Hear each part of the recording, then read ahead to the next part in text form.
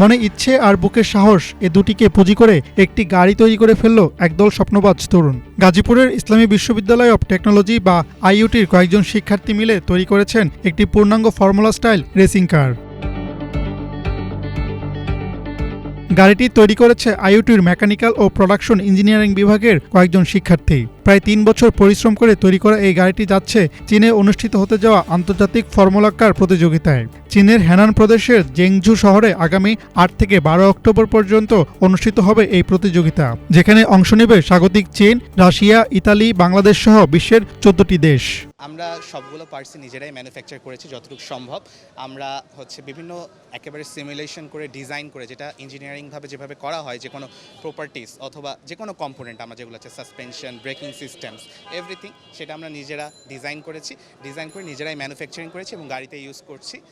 আর আমরা ইনশাল্লাহ ৮ই অক্টোবর যাচ্ছি চায়নার জেংজুতে ফর্মুলা স্টুডেন্ট চায়না কম্পিটিশনে পার্টিসিপেট করতে, টিম ফর্মুলা আইইউটিকে রিপ্রেজেন্ট করতে এবং বাংলাদেশকে রিপ্রেজেন্ট করতে। আপনারা সবাই আমাদের জন্য দোয়া করবেন, আমরা যেন বাংলাদেশের জন্য একটি ভালো সুফল এবং ভালো একটি ফলাফল নিয়ে আসতে পারি। জানা যায় গাড়িটির ইঞ্জিন ছাড়া বাকি সব উপাদান তৈরি হয়েছে বাংলাদেশে। ৩১৮১ মিলিমিটার দৈর্ঘ্য, ১৪০৯ মিলিমিটার প্রস্থ আর ১৩৯ মিলিমিটার উচ্চতার এই গাড়িটিতে ব্যবহার করা হয়েছে ৩৯০ সিসির কেএমটি ইঞ্জিন।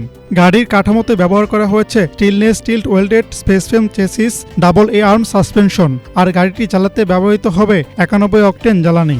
এই গাড়ির ভিশন আসলে শুরু হয়েছিল আমাদেরও আগে, আমাদের যে ইমিডিয়েট সিনিয়র ব্যাচ 19, ডিজাইন কনসেপ্টটা ওনাদের হাতেই ছিল এবং ওনারা আমাদের ইন্ট্রোডিউস করেছে। ওনাদের অনুপ্রেরণায় পরে আমরা কাজে নেমে পড়ি এবং গাড়িটার ফিজিক্যাল কাজ শুরু হয় 2021-এর শেষ থেকে এবং ডিজাইন এর আগেই রেডি হয়েছিল।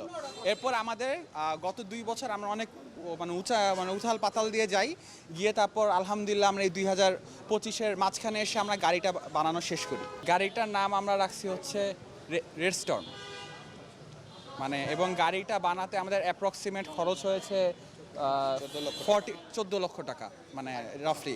দেশের মেধাবী শিক্ষার্থীদের এমন সাফল্যে আনন্দিত দেশবাসী। উদ্যমী এই শিক্ষার্থীদের উৎসাহ দিতে এগিয়ে এসেছেন বিএনপির ভারপ্রাপ্ত চেয়ারম্যান তারেক রহমান। রবিবার এক সংবাদ সম্মেলনে আমরা বিএনপি পরিবারের পক্ষ থেকে তাদেরকে তুলে দেওয়া হয় বিশেষ উপহার। আমি এই রেসিং কার বানানোর সাথে যারা যুক্ত রয়েছেন, সেই হিরণ্ময় হাতিয়ার এদেশের, তাদেরকে জানাই আমি অভিনন্দন এবং অগ্রিম শুভেচ্ছা। এই জাতিকে আধুনিক বিশ্বে একটি অন্যতম জাতিতে পরিণত করার কারিগরের প্রথম পদক্ষেপ তারা নিয়েছে।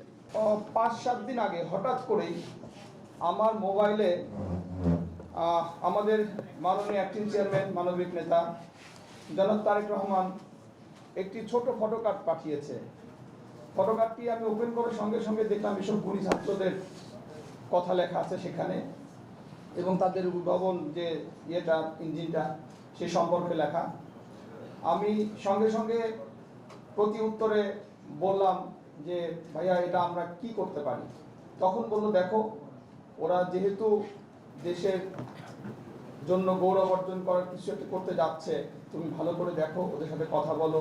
রাষ্ট্রীয় পৃষ্ঠপোষকতা পেলে এমন রেসিং কার বাণিজ্যিকভাবে উৎপাদন করা সম্ভব বলে মনে করেন গাড়ির নির্মাতারা। আর বিশ্বমঞ্চে বাংলাদেশের নাম উজ্জ্বল করে দেশে ফিরবেন এই মেধাবী তরুণরা, এমনটাই প্রত্যাশা সকলের। হাসনাত জুবায়ের, বাংলাভিশন, ঢাকা।